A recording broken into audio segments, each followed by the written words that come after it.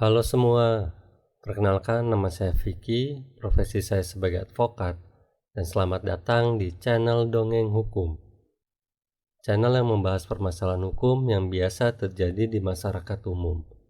Di channel ini Anda bisa curhat, konsultasi, bertanya apapun soal permasalahan hukum yang kalian sedang hadapi. Video ini saya beri nama segmen Pelakum, singkatan dari pelajaran hukum.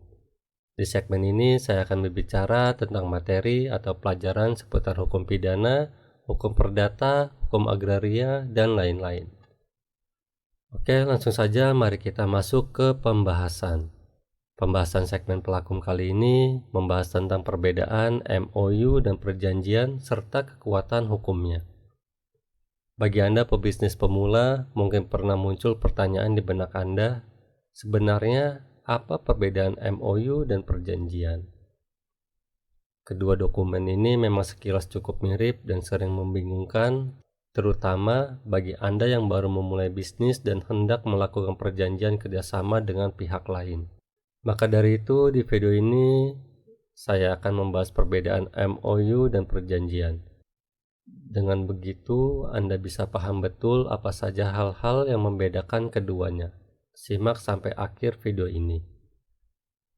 Saya jelaskan dahulu apa itu MOU.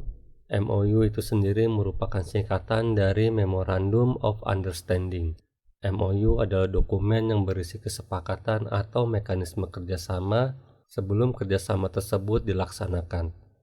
Dengan kata lain, MOU adalah pendahuluan atau titik awal sebelum perjanjian yang lebih serius dilakukan. Dan ciri-ciri MOU antara lain, 1. Merupakan pendahuluan perikatan. 2. Isi materinya hanya memuat hal yang pokok. 3. Bersifat sementara atau memiliki tenggat waktu. Yang 4. Biasanya tidak dibuat secara formal serta tidak ada kewajiban untuk dibuatnya kontrak atau perjanjian terperinci. Dan yang 5. Dibuat untuk menghindari kesulitan dalam pembatalan karena adanya keraguan satu pihak kepada pihak lainnya. Lalu apa itu perjanjian?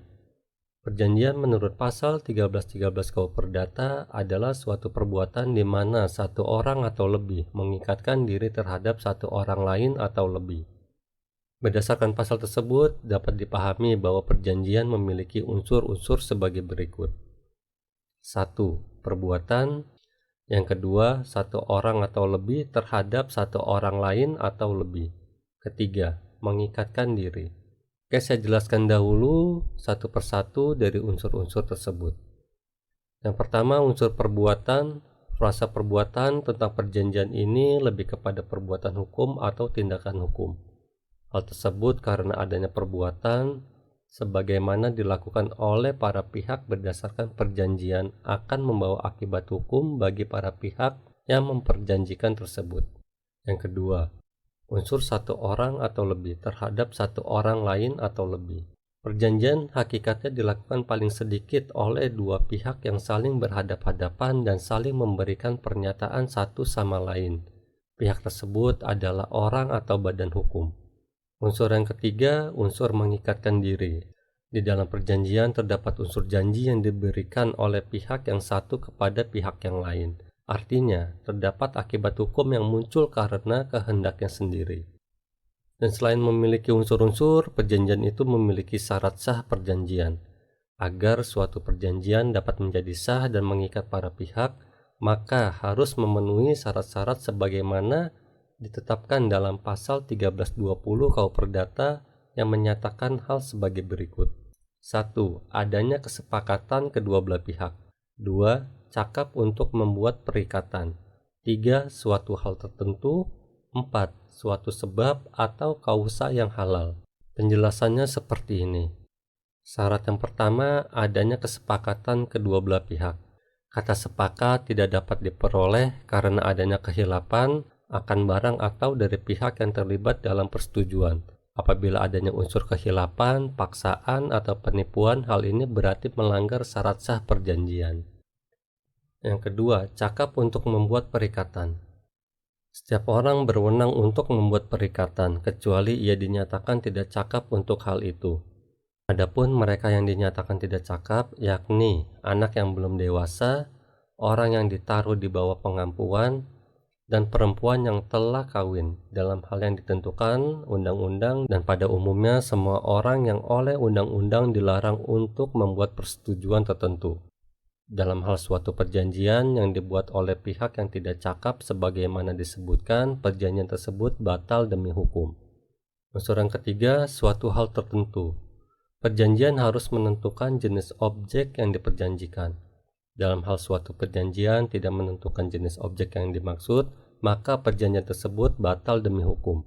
Barang yang dapat diperjanjikan adalah barang yang dapat diperdagangkan. Kemudian, penting untuk diketahui pula bahwa barang-barang belum ada saat ini atau baru ada di kemudian hari juga dapat menjadi objek perjanjian, terkecuali jika barang tersebut dilarang oleh undang-undang. Unsur yang keempat, suatu sebab atau kausa yang halal. Sahnya kausa dari suatu persetujuan ditentukan pada saat perjanjian dibuat. Perjanjian tanpa kausa atau sebab yang halal atau dibuat dengan suatu sebab yang palsu atau terlarang tidak mempunyai kekuatan hukum atau batal demi hukum. Lanjut ke pembahasan kekuatan hukum antara MOU dan perjanjian.